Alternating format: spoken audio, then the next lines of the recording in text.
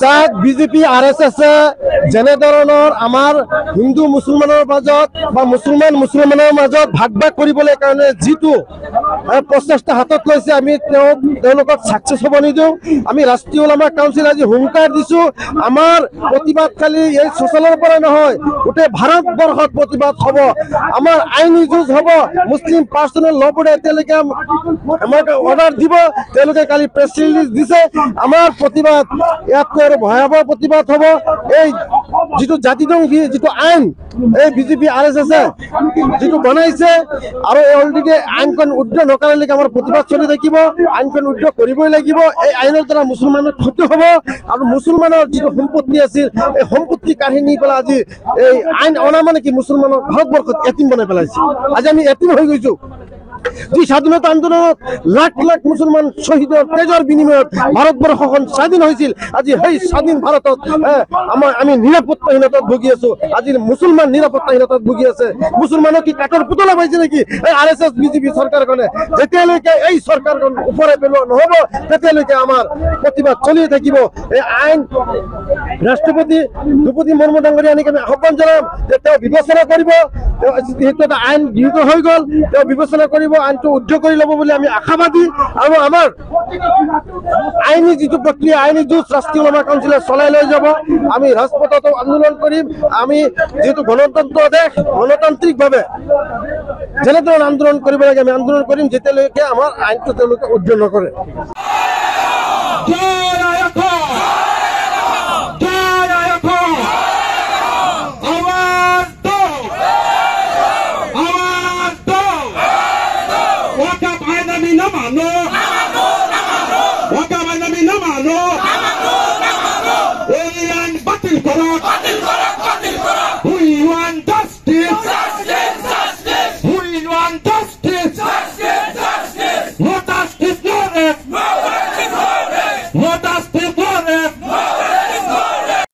ধৰ্মটো শেষ কৰিব বিচাৰিছে। এই আইনখনত যি ৱাকফ বৰ্ডৰ ওপৰত যিটো সংশোধনী আইন আনিছে এই আইনখনে আচলতে মুছলমানৰ অধিকাৰ সাংবিধানিক অধিকাৰ শেষ কৰিব বিচাৰিছে। আমি মুছলিম ছাত্ৰ সন্থাকে ধৰি 5টাকৈ সংগঠনে আজি আমি এই প্ৰতিবাদস্থলীৰ পৰা আমি ভাৰত চৰকাৰক সকীয়াই দিব বিচাৰিছো। আপোনালোকে সংবিধানৰ শপত খাই ধৰ্ম নিৰপেক্ষতা বজাই ৰাখি আচলতে কাম কৰিব লাগিছিলে। এই আইনৰ সপক্ষত যিসকল সাংসদে আচলতে ভোট প্ৰদান কৰি এইখন আইনলৈ প্ৰণয়ন কৰিছে তেওঁলোকৰ আচলতে ভাৰতৰ সংবিধান বিৰোধী। এই আইন সমৰ্থনকাৰী আচলতে ভাৰতৰ সংবিধান বিৰোধী। গতিকে ভাৰতৰ সংবিধান বিৰোধী এই সিদ্ধান্ত মুছলিম ছাত্ৰ সন্থাই মানি নলয়। আমাৰ এই আজি যি স্মাৰকপত্ৰ ৰাষ্ট্ৰপতিলৈ আমি প্ৰেৰণ কৰি আছো তাৰ পিছত যদি আমাক কোনো কাৰণত সঁহাৰি নকৰে আমি সুপ্ৰিম কোৰ্টত যাবলৈ আমি প্ৰস্তুত হৈছো। ইয়াৰ পিছত যন্ত্ৰমন্ত্ৰত আমি উমৈহতীয়া প্ৰতিবাদ কৰিম। বিশ্বৰ মুছলমানসকল ইয়াৰ কাৰণে জাঙুৰ খাই উঠিব আৰু ভাৰতবৰ্ষৰ মুছলমানৰ ঐক্যবদ্ধ আন্দোলন শেষ কৰিব। আমি ভাৰতবৰ্ষৰ প্ৰধানমন্ত্ৰীৰ কাৰণে স্তব্ধ কৰি দিয়াৰ কাৰণে প্ৰস্তাৱ গ্ৰহণ কৰিছো। আমি এই মানি নলওঁ। এইখন আইনে আমাৰ আচলতে সম্পত্তি কাঢ়ি লোৱাৰ কাৰণে আমাক ধৰ্মান্তৰ কৰিবলৈ বাধ্য কৰাৰ কাৰণে এই এক প্ৰচেষ্টা। গতিকে ধৰ্ম নিৰপেক্ষ দেশত এনেকুৱা অগণতান্ত্ৰিক আইন কোনো কাৰণে অন্তৰ্ভুক্ত নহয়। আমি মানি নলওঁ। আমি ৰাজপথ স্পষ্ট কৰিম। আমি দিল্লী স্তব্ধ কৰিম। আমি সুপ্ৰিম কোৰ্ট যাবলৈ প্ৰস্তুত আছো।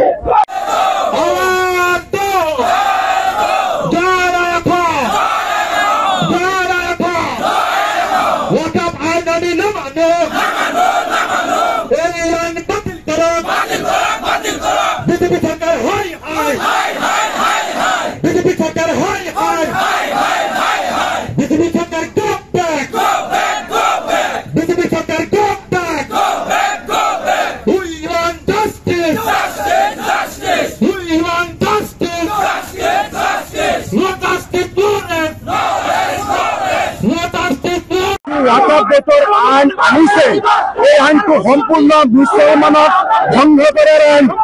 আপোনালোকে জানে যে ভাৰতবৰ্ষ এই গোটেই ভাৰতবৰ্ষত অকল মুছলমানক টাৰ্গেট কৰি মুছলমানক ধ্বংস কৰাৰ এটা ষড়যন্ত্ৰ হৈছে এই বিজেপি চৰকাৰে।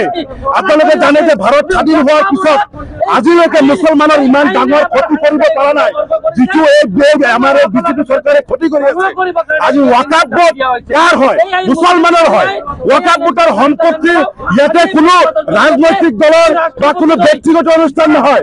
এই মুছলমান ৰাইজৰ সম্পত্তি আপোনালোকে জানে যে আমাৰ পূৰ্বপুৰুষসকলে এই সম্পত্তি সম্পূৰ্ণ আল্লাহৰ বাবে দান কৰা সম্পত্তি আৰু এই সম্পত্তিত আমাৰ মছজিদ মাদ্ৰাছা কবৰস্থানৰ কাৰণে আৰু এই ভাৰতবৰ্ষ দেশৰ উন্নতিৰ কাৰণে এই সম্পত্তি আৰু এই সম্পত্তিত আপোনালোকে জানে যে ৰাম মন্দিৰত যেনেকে ৰাম মন্দিৰ পৰিচালনা সমিতি সনাতন ধৰ্মৰ বাহিৰে কোনো মানুহ সোমাব নোৱাৰে গতিকে তেতিয়াহ'লে মুছলমানৰ সম্পত্তিত কিয় এই বিজেপি চৰকাৰৰ চকু মুছলমানৰ এই সম্পত্তিত কিয় এই বিজেপি চৰকাৰে আত্মদিনত ল'ব বিচাৰিছে তাৰ কাৰণে আজি মুছলিম জাতীয় পৰিষদ আমাৰ মুছলিম ষ্টুডেণ্ট ইউনিয়ন অফ আছাম নেমচু সকলো সংখ্যালঘু দল সংগঠনে আমি প্ৰতিবাদ কৰিছো আৰু আপোনালোকৰ জৰিয়তে এই বিজেপি চৰকাৰক সকীয়াই দিছো আজিৰে পৰা আমি অসমৰ প্ৰতিটো জিলাত গণতান্ত্ৰিকভাৱে এই বোৰ্ডৰ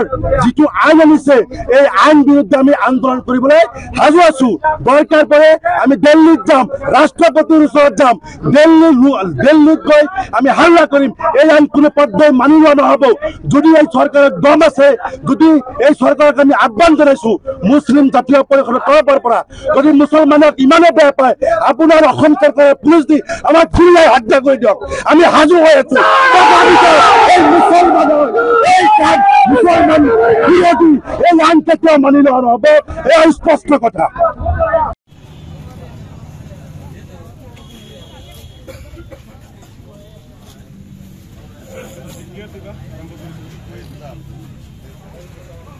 আমি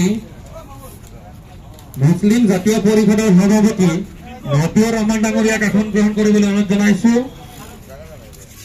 মুছলিম ছাত্ৰ সন্থা অসমৰ বিষয়ববীয়াক আসন গ্ৰহণ কৰিবলৈ অনুৰোধ জনাইছো north east minority student union নেমচুৰ বিষয়ববীয়াক আসন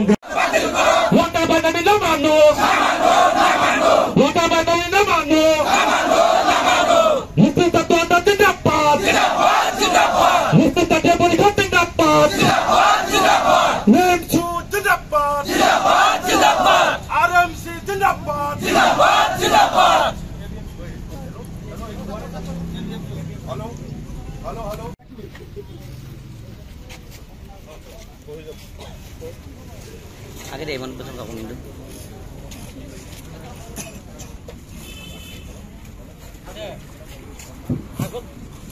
এক মিনিট আমাৰ সতীৰ্থবৃন্দক আসন গ্ৰহণ কৰিবলৈ অনুৰোধ জনাইছো